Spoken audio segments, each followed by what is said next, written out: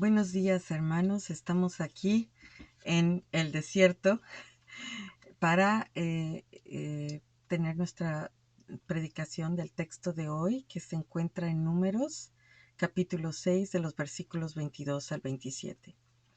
Y este texto nos muestra o nos enseña cómo en tiempos de distancia, de problemas como ahora tenemos el coronavirus, cómo tenemos la cercanía de Dios y cómo la sentimos en medio de las penurias, como los israelitas durante la época del desierto, en 38 años de historia, de marchas forzadas, de sufrimiento, cómo aprendieron a relacionarse con su Dios y aprender a reconocer su cercanía y su protección.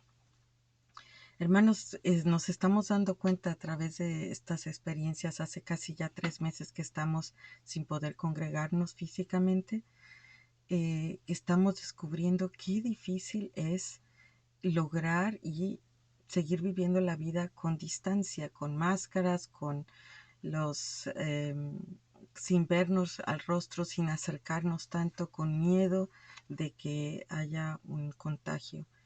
Y aprendemos a través de esto qué importante es la cercanía entre los seres humanos y también a aprender a unas nuevas reglas para conectarnos unos con otros en medio de esta pandemia. Y lo interesante en este texto, hermanos, es que vamos a ver cómo los israelitas durante este tiempo también de penurias, de problemas, eh, tuvieron la cercanía de Dios de una manera muy hermosa. Si ustedes saben, el libro de Números es un libro, el título del libro de Números viene de la traducción griega del Antiguo Testamento y que se enfoca al censo que se hizo al principio en el pueblo de Israel cuando ya están a punto de salir del monte Sinaí para su marcha en el desierto. Tenían que saber cuántos eran, quiénes eran y cómo iban a marchar. Entonces de ahí viene el nombre en nuestras Biblias de Números. Pero en el hebreo el título es simplemente Bemidbar y que significa en el desierto. Entonces, tomando el texto hebreo, vamos a entender mejor nuestro texto de hoy. El pueblo de Israel estaba en el desierto. Estaba eh, dispuesto a seguir el camino de Dios que los había sacado de Egipto, que les había dado los mandamientos en el monte Sinaí, pero estaban expectantes, ¿qué va a pasar? Y nunca se imaginaron que iban a pasar tantas penurias, 38 años en el desierto, y que la primera generación de los líderes, Moisés, Miriam y Aarón, iban a fallecer antes de ver la tierra prometida. Entonces, en medio de esto, hermanos, pongámonos no solo pensando en la imagen de estar en el desierto sufriendo, sino también creo que para estos momentos de la pandemia podemos entender un poco mejor eh, las, los problemas que pueden surgir en nuestras vidas sintiendo la separación de Dios y de nuestros familiares. ¿Cómo puede uno en medio de estas marchas reconocer que Dios está con nosotros y que no estamos equivocados en el camino que estábamos tomando? El libro de Números se divide, digamos, por zonas geográficas. Empieza desde la zona del monte Sinaí, 10 capítulos, después Kadesh Barnea en el centro del desierto, y después se sigue las vueltas hasta que regresan a la frontera con Moab. Todo esto es muy importante para entender por qué el pueblo de Israel cada vez murmuraba y perdía la fe y perdía la confianza en Dios. Era caminar en el desierto, marchas día y noche, tenían la protección de Dios, pero era muy difícil mantener el buen talante y la confianza en medio de las penurias. Entonces vemos que al principio de este libro habla de que Dios toma la iniciativa. Dios le dice a Moisés: dile a Aarón, el sacerdote del pueblo de Israel, que así hable al pueblo y le diga que yo estoy con ellos. Él define los términos de la relación que tiene con su pueblo. Dios decide y les enseña, así como Jesús le dice después a los discípulos que cómo deben orar, ¿se acuerdan? Está en este momento también Dios diciéndole y enseñándole al pueblo, a Moisés y a Aarón con confianza, cómo lo deben tratar. En medio de unos países paganos y de unos dioses que pedían sacrificios humanos y que tenían politeísmo, Dios toma la iniciativa y dice, yo quiero tener una relación personal con cada uno de ustedes para que puedan sobrevivir esta marcha en el desierto. Regresemos un poco. ¿Cómo es que sabemos que este texto es tan importante aún para el pueblo judío? Que no, ya claro, esta bendición es judía primeramente y después la adoptamos en la iglesia cristiana. En 1975, un arqueólogo, Berkeley, hizo unas excavaciones cerca de Jerusalén, en el lugar que se llama Ketef Hinnom, y encontró en unas cuevas, en unos cerros cerca de Jerusalén, unas vasijas de barro con los restos humanos de 100 personas, como huesos que se veía que eran de diferentes generaciones, de diferentes épocas. Haciendo estudios y checando bien todo el carbono 14, que se le llama, todos los estudios sobre los huesos, descubrieron que estas vasijas y que estos restos humanos tenían casi 25 siglos de antigüedad. O sea, estamos hablando del año 500 o 600 antes de Cristo. 597 y 587, que fue durante la época de la conquista y la persecución de los babilonios con los israelitas. Lo interesante, hermanos, aparte de que fue una sensación encontrar estos restos humanos, es que se encontraron unas laminillas de plata muy delgada, pero muy preciosa, plata preciosa, enrolladas alrededor de varios de los restos humanos como si hubieran estado cerca de los cráneos, o sea, en los cuellos de los restos de las personas que fueron aquí enterradas. Duraron los arqueólogos y los expertos 3 años en poder desdoblar estas laminillas y descubrieron que eran parte del texto que estamos estudiando hoy. Es decir, el texto que estamos estudiando hoy es el texto escrito más antiguo que se ha encontrado del texto del Antiguo Testamento y por ende del texto bíblico en el mundo. Entonces estamos tratando con el texto más antiguo que podemos tener de la palabra de Dios.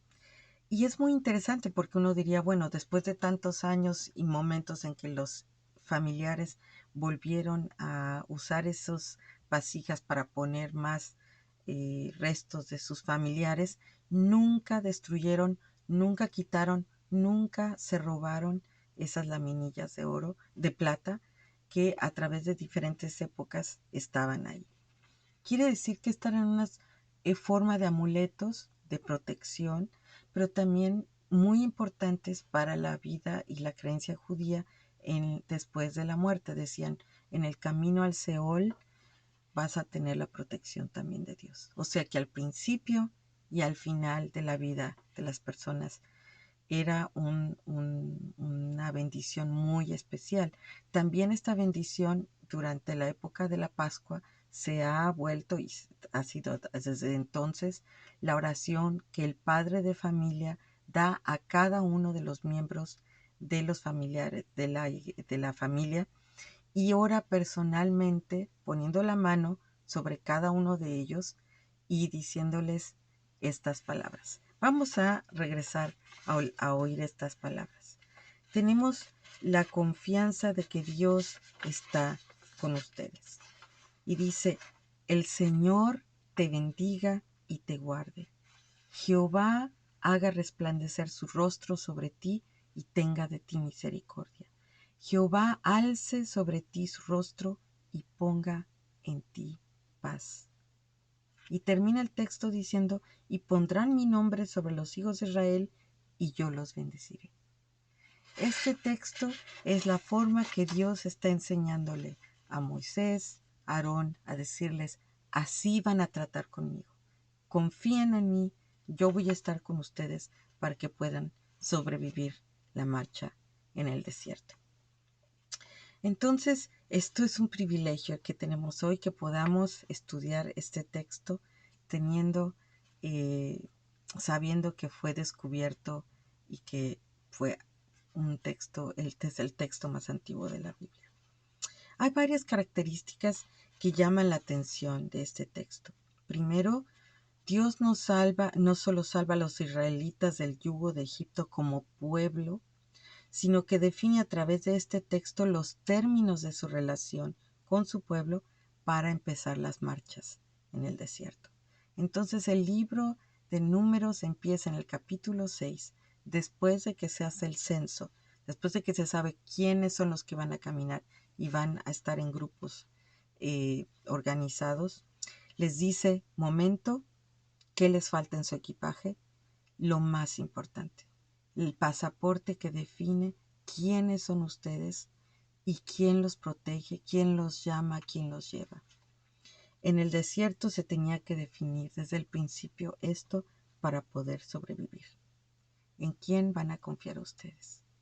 Yo soy su Dios que los sacó del yugo en Egipto y yo soy el Dios que ahora los protege y que con misericordia los va a salir, no los va a juzgar, sino que los va a salvar, y Shalom, que les va a dar la paz, que va a restaurar la relación entre unos y otros y de Dios con su pueblo. La bendición al principio es la parte principal de los preparativos del viaje. Otro punto importante, o sea, no solo está el texto al principio del libro, sino también es un texto personal. En hebreo es exactamente como lo leemos. Está dicho en la segunda persona del singular. El Señor te bendiga y te guarde. Haga resplandecer tu rostro sobre ti. Esta bendición a través del tiempo, y como la decimos en la iglesia ahora los cristianos, se ha vuelto en plural y dice: el Señor nos bendiga y nos guarde y haga resplandecer su rostro sobre nosotros. Pero en el original, en hebreo, habla de lo personal, que esto era una revolución en una época en que los dioses eran ajenos y se hablaban de masas y no había una relación tan personal. ¿Qué quiere decir esto? Es un texto que habla de un Dios que no es distante. Es un Dios que quiere tener una relación personal y que a través del Sabbat, como lo hacen los judíos, refleja cada uno recibe su bendición. Esto es muy importante, enfatizando la relación personal que tiene Dios con cada uno de los miembros de su familia. En el tercero, hermanos, también no solo se habla de un aspecto personal, sino también físico, un movimiento. Dios se acerca, experimentamos en medio de las penurias el contacto personal, la cercanía de Dios con nosotros. Por eso ahora la bendición tiene también ese carácter en el que se extienden las manos, se ponen sobre los miembros y se dice: Dios está contigo. La mano está encima de la cabeza de aquellos que son bendecidos. Hay una forma física de demostrar la cercanía de Dios con su pueblo. También en los textos originales se ve una progresión en hebreo de cada estas oraciones. Si ustedes ven, son 3 oraciones y cada oración tiene 2 partes. Cada parte va aumentando la información. La primera es bendecir y guardar o proteger. La segunda es se agrade sobre ti. Eso es una forma de decir el texto antiguo: haga resplandecer su rostro sobre ti. Es otra forma de decir que Él se agrade sobre ti. Y tenga misericordia, que Él no te juzga sin que tengas tú la forma y la bendición de Dios. También dice que Él haga resplandecer su rostro y te dé paz. O sea, no solo no te juzga, sino tiene misericordia de ti para que tú tengas misericordia con los demás, y también restaura la relación, el shalom, reconcilia la relación del ser humano con Dios. O sea que va aumentando la información y también las, el equipaje. Está diciendo, no solo te bendigo y te voy a proteger, no solo te voy vas, de ser agradable ante mí por medio de la misericordia que yo tenga sobre ti. No tienes que hacer más sacrificios humanos porque yo tengo placer sobre ti. Tú eres creación mía, yo tengo misericordia de ti, te salvo. Y dice, y también no solo te voy a guiar, alce sobre ti su rostro, se usa mucho en los salmos para decir que Él también nos muestra, nos guía y nos pone paz entre nosotros, reconcilia, shalom, restaura la realidad en la que estamos. Restaura, aunque veamos el desierto detrás de nosotros, Él restaura la relación y tenemos esa sed de justicia, esa sed por ese paraíso que perdimos, esa sed del agua viva que no tendremos más sed jamás. Esa restauración se dice en este texto, y es lo que nos da confianza para seguir en la marcha del desierto. ¿Qué aprendemos de este texto entonces, hermanos? 1. Dios está al principio y al final del camino en nuestras vidas. ¿Se acuerdan del Salmo 138, 8, que dice, Jehová cumplirá su propósito en mí? Su misericordia es para siempre, como lo dice este texto, y Él no desampara la obra de sus manos aún en el desierto. Él está al principio de la marcha y está al final de la vida, como lo usaban los judíos como un amuleto en el cuello cuando morían. Qué confianza, qué esperanza, qué alegría saber que nuestra vida desde el principio hasta el final está rodeada de la protección, de la cercanía, del amor de Dios personalmente. Que confiemos en Él y Él hará.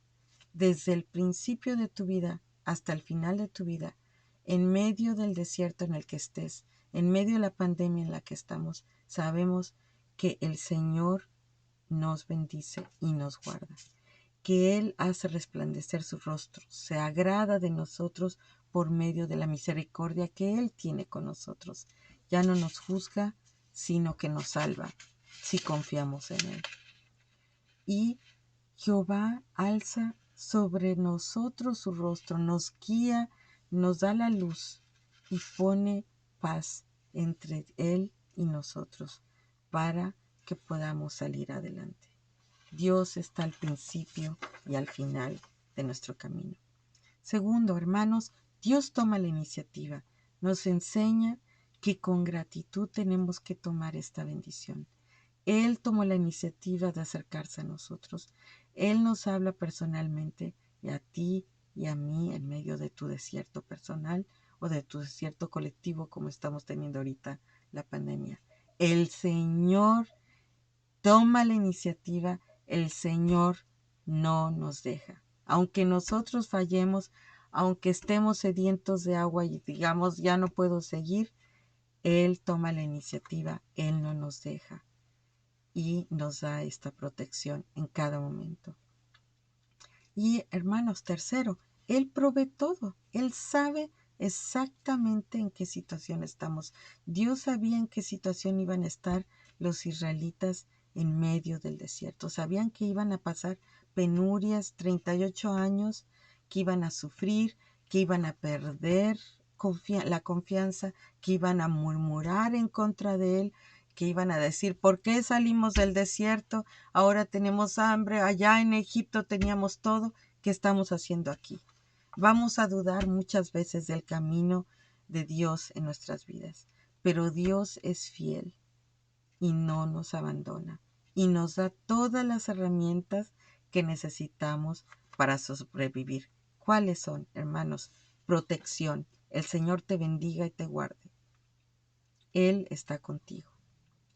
Después nos da: Jehová haga resplandecer tu rostro sobre ti y tenga de ti misericordia. Nos da perdón.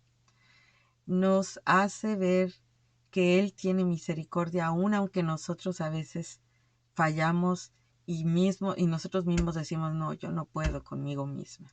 Yo no puedo salir adelante. Yo murmuro a cada momento que estoy en el desierto. A cada piedrita que caigo, pierdo la fe.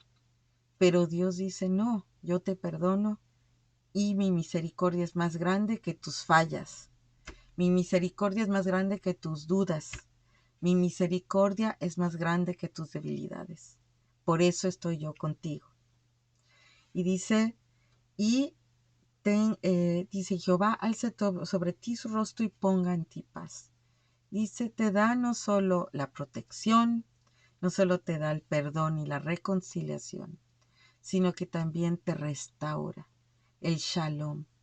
Él te guía, la luz, te dice, alce sobre ti su rostro, que lo usan muchos para decir que Él te va guiando, Él va llevándote, Él es nuestro GPS en medio del desierto y también es el que nos reconcilia con la naturaleza, con nosotros mismos, con Dios mismo. Es el shalom, es el que hace todas las cosas nuevas. He aquí, Él hace todas las cosas nuevas, las cosas viejas pasaron. Y en el nombre de Dios podemos tener una nueva relación con nuestras relaciones personales humanas, nuestro entorno, o el desierto, y con Dios mismo. ¿Qué más podemos pedir en este viaje, hermanos? ¿Qué equipaje tenemos tan increíble para sobrevivir cualquier desierto por el que estemos pasando? Hermanos, que no falte en los preparativos de nuestro viaje el pasaporte más importante, la bendición de Dios. En estos tiempos de distancia tenemos la cercanía suprema del amor y protección divinas. Gracias a Dios por sus palabras y termino con esta bendición.